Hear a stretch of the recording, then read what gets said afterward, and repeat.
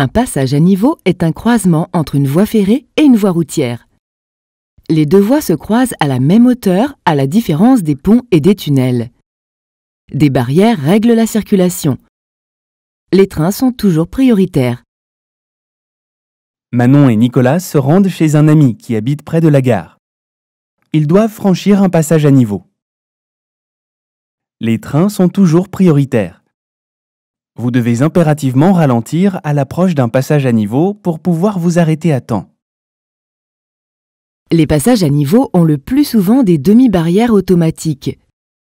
Vous verrez alors ce panneau de danger 150 mètres avant. À l'approche d'un train, une sonnerie retentit, un feu rouge clignote et les barrières s'abaissent. Parfois, les barrières sont manuelles. Vous verrez alors ce panneau. Ne vous inquiétez pas, des agents sont présents pour les lever et les abaisser. Dans certains cas, il n'y a pas de barrière. Il faut être alors encore plus prudent. Ce panneau vous avertira du danger.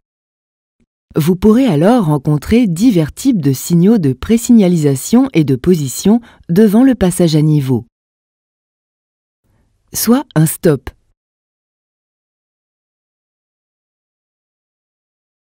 Soit un feu rouge clignotant.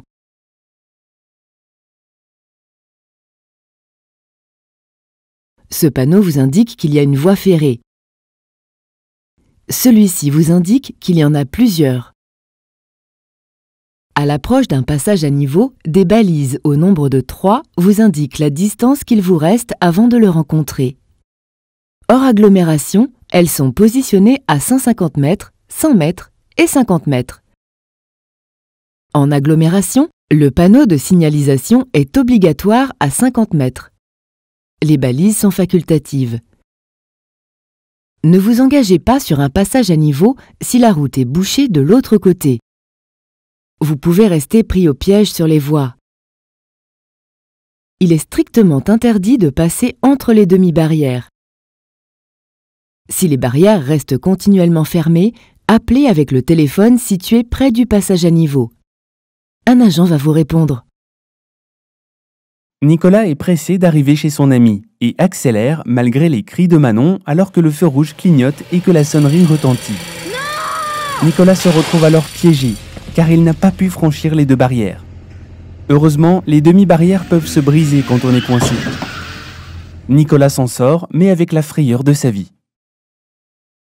Si vous restez coincé et que vous ne pouvez pas briser les barrières, évacuez au plus vite votre véhicule et appelez l'agent avec le téléphone prévu à cet effet. Ne prenez jamais de risque à l'approche d'un passage à niveau. Votre vie et celle des autres usagers sont en jeu.